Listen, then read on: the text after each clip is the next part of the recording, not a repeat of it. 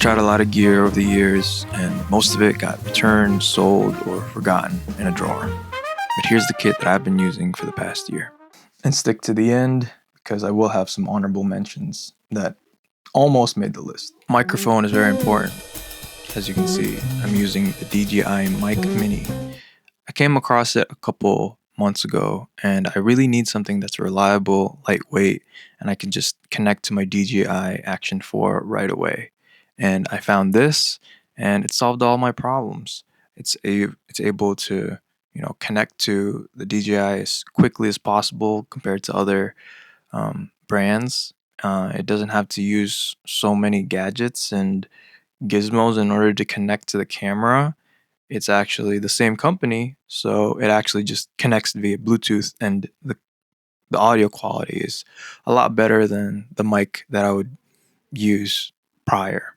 I would set it up before where I have a separate microphone and record that on a software, and then use the camera video and then line it up, and it was so complicated for no reason.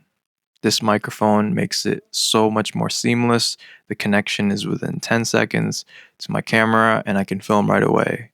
Reducing the friction from idea to creation makes you a lot more efficient and productive in making your videos, as to have a schedule and be punctual every week to show up and have an idea ready, and also just save time for yourself. If you do have a DJI product similar to the DJI Osmo Action 4 or the DJI Osmo Pocket, I would highly recommend using one of these mic minis. Comes with this dead cat.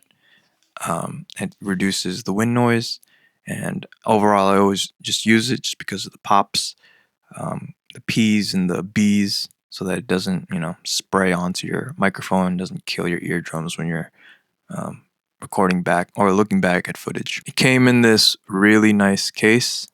Bruh. It came in this super compact case. Add a little hang tag right here so you can hang it to your bag, and I just like it overall. It's super convenient, and if you don't have a tiny mic bag already, or if you don't have a camera bag, it's perfect. Let me show you how it actually works.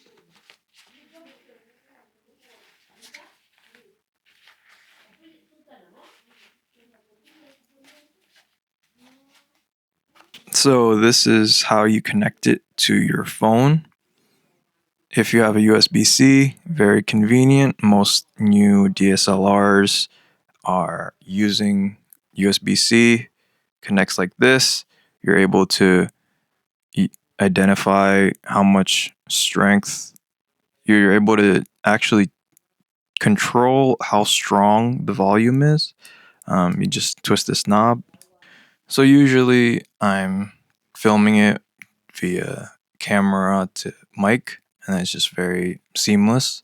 And sometimes I might need to do a voiceover to fix something, a little blurb that I have to cover over, or I'm doing voiceovers in general.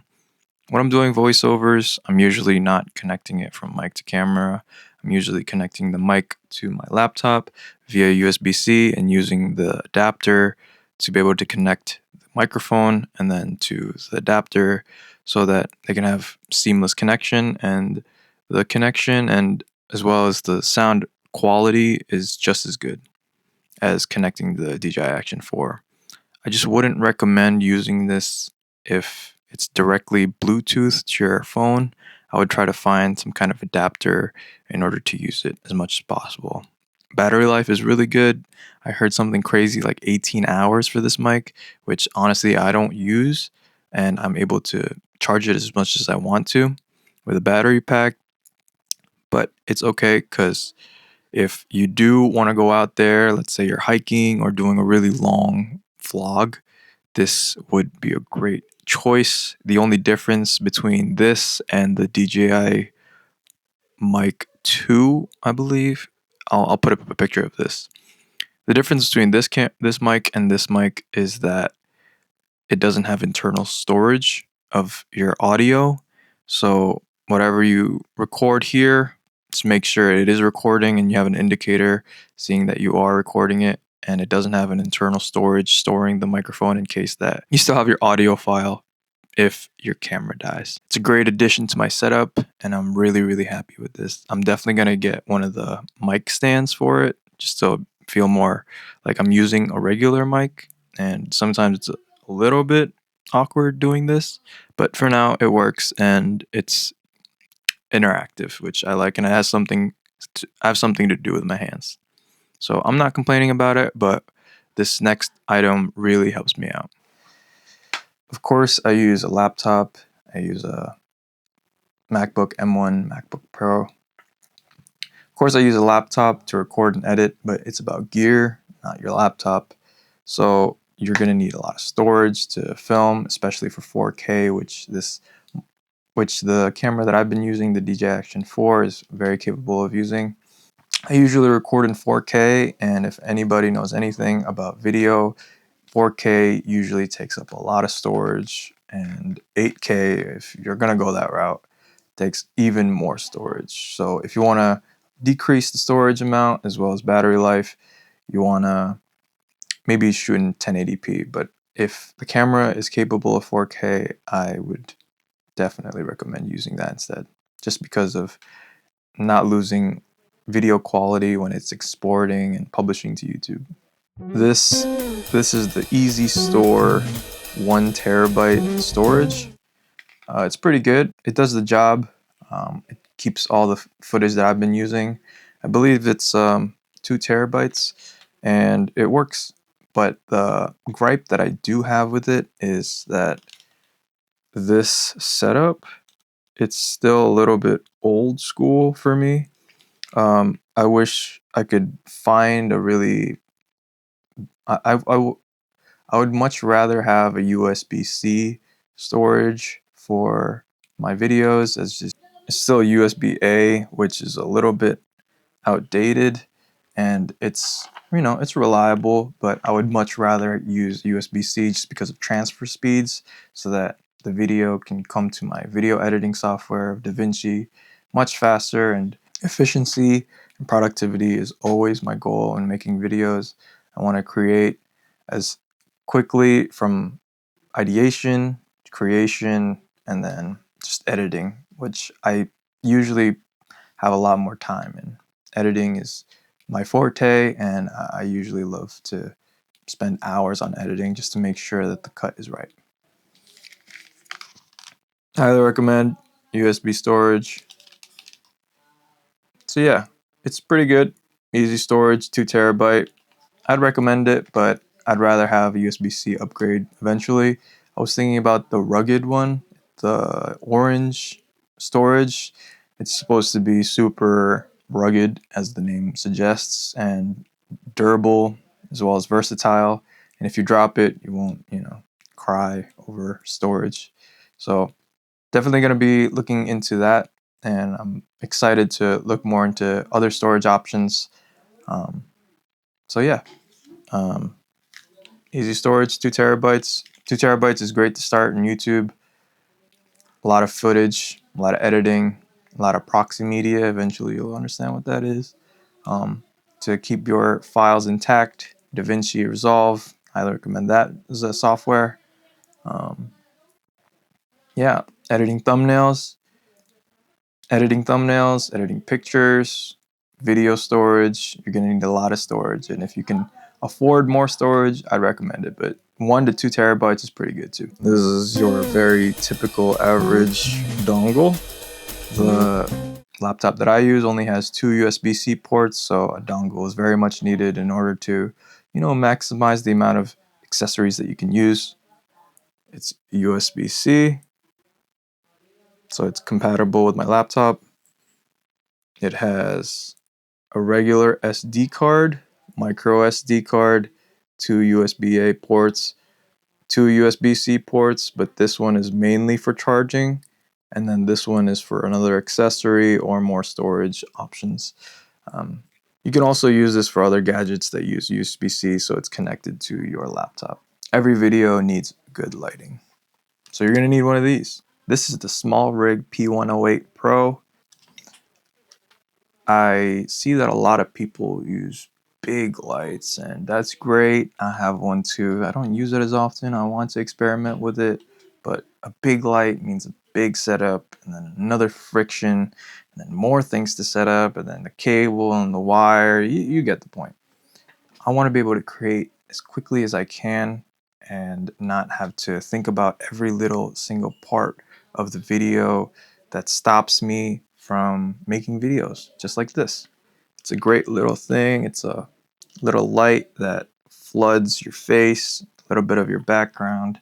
It does exactly what the studio light does. I know that there's a lot of, you know, small little details that you can improve with lighting, but for my use and vlogging and reviews and overall just YouTube usage, this is a lot more than enough. It has a little shoe horn attachment so I can connect to my SmallRig Action 4 cage.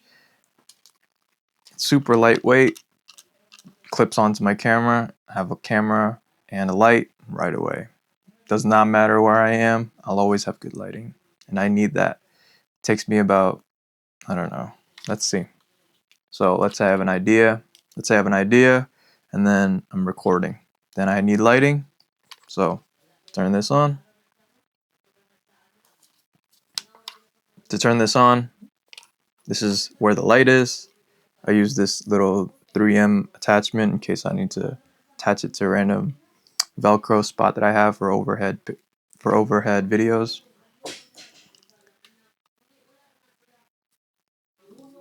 This is how you charge it. And here's a little quarter adapter if you need to stick it onto something, like another adapter for your camera or hang it on another stand.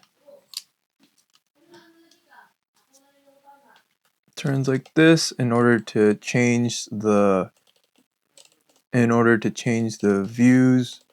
order to change the intensity. 2 buttons, and I'll show you how you use it. Turn this on.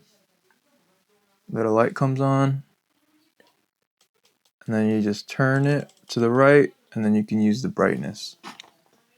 And look at that. Video is a lot better with the good lighting. Super bright. I don't want to flash you. Pause.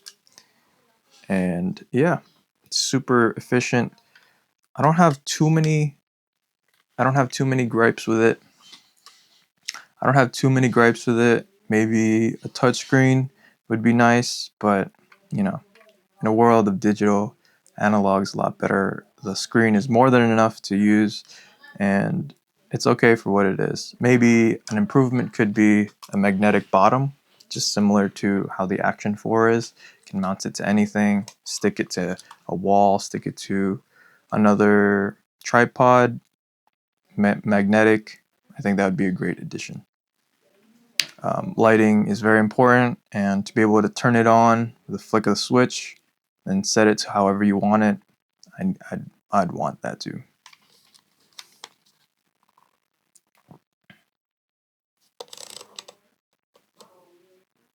Usually I just stay on this. I usually just stay on this screen so you can control the brightness as well as the intensity and how bright it is. But I usually just turn it down depending on the weather conditions of that day, and then just change it however I like to depending on how I want it that day. Over time, you'll be able to understand how to use it and then adjust it to your settings. But as of right now, I usually hover around 2800 to 4500 depending on how much lighting I need that day. So you can't have a decent video. You're gonna have to do it like this. When you have a camera, you need a tripod in order to hold it, put it on somewhere so that you can record. This is the Amazon Basic tripod. It's actually everything you need. It has a little, I'm not sure how well you can see that. It has a little bubble here to show you how level you are. You're gonna need that to make sure that you're leveled and you're not tilted in any type of way. I use an adapter that sticks onto there, and then it sticks onto my DJI Action 4. It's everything you need. It's pretty long.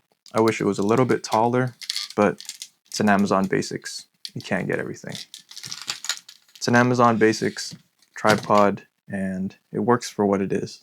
It's an Amazon Basics tripod, so it does the job. It has 3 layers of using it, and then you can keep adjusting it depending on how much of a height you need.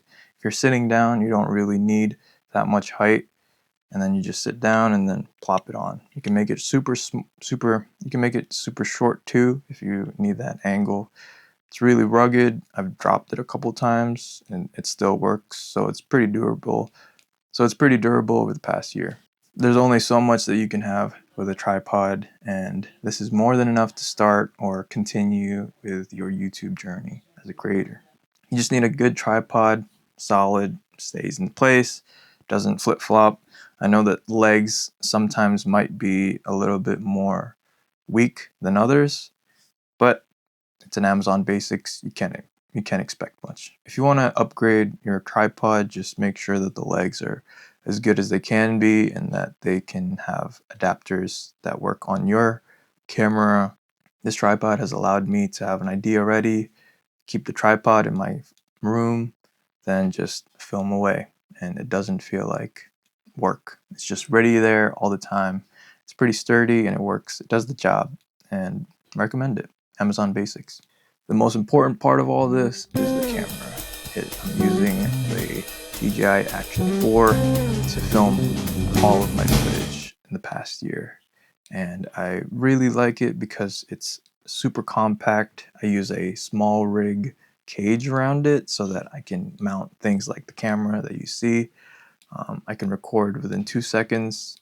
Records in 4K, I have no complaints. If you want a deep dive review on that, let me know in the comments below. USB-C, it uses micro SD card, super compact. The whole point of it is that it's all lightweight. I know that it's an action camera. It's mostly used for snowboarding, extreme sports, swimming, scuba diving, other action, snowboarding. Did I say that? Snowboarding, biking, surfing, you get the gist. It's an action camera and it mounts on just like a GoPro, but to me, it's actually much more than a GoPro. It doesn't overheat, and there's a dual screen. I can use it in the front. I can see myself. Super efficient. I like it a lot, and I'm really excited to possibly do a review on it in the future. Now, the takeaway of this video is not to hinder you from using the camera that you already use. You can use an iPhone, you can use a Samsung, you can use whatever phone that you have right away. It's about having a good idea, thinking it through, having a setup that works for you, having good lighting, and putting all of that together to make a cohesive video. It's not the rig, it's not about the tools that you use, it's how you use them. So to be able to be an efficient, productive, and consistent creator, you need tools that work for your schedule, that work for your environment. As I promised, here's some honorable mentions of what didn't make the list, but I really, really enjoy using these products. This is a 65-watt charger. It's super fast. It charges my Android and it's fast charge. It's efficient. I'm able to charge my Android phone in less than an hour, 200%, which most iPhones can't do that. So I really like that. Highly recommend 65-watt charger. Need that for your DJI Action 4, need that for your laptop, and most phones are switching to USB-C anyway, unless you're Apple and you make another proprietary charger and then you just gatekeep everything. So USB-C, need that, charge your things. Honorable mention, highly recommend. Always use the highest wattage that your phone or your camera can use in a laptop so that you can charge your items as quickly as possible. Extra camera batteries. It's kept in this really nice compact case. Opens up like this, and then you store your other DJI. For me, I have extra DJI Action 4 batteries. Go in like that. And then you close it. And then this light will either shine green or red so that it shows that it's charging or not. And if it's low battery, you'll be able to know which batteries are in good shape and you can use it. Actually, my battery's dying right now. I might need to change it right now. You charge it through here, then you can charge both batteries at the same time. A little life hack that I use is charging these two with a battery bank, and it's super reliable so that I can charge these two batteries with a battery bank and then just have charge everywhere I go, because as everybody knows, cameras use a lot of battery really quickly, so you want to have backup as much as possible so that you're not scrambling for charging at like 10% just to get a little bit of footage out. Recommend this. Need extra battery storage. You're going to need extra batteries all the time in order to have an ease of mind when you're filming and you don't feel like you're scrambling to have a little bit more battery. This is the ProtoArc mouse. I'll put it in the text of what it actually is. It's called the ProtoArc EM11NL. I actually got this from work and I was really interested as I saw a TikTok about it, and it's super different. You hold it like a handshake. Most mouses you'll have where you click like this, right? But with this mouse, you use it like a handshake and it feels a lot more efficient this way. It reduces tension in your forearm and you can be at work like this and it feels a lot more natural than doing this all day. It's USB-C. Where is it? You charge it via USB-C over here. Charges fast. I like it. You can change the DPI over here. Silent clicking. Can you hear that? You can barely hear that. I like that, especially in a work environment when you're not bothering people with multiple clicks. Gamers out there, you know what I mean. You can change from USB-C. You can change from 2 Bluetooth options, and then it also has a dongle. My dongle is at work, connected to my work computer. Highly efficient. Makes this motion so much more natural and you have less strain, so you can work longer and not feel so strained in your own forearm. If you really like this video, subscribe. If you really enjoy it and want to watch more, here's another. I hope that you have a great day.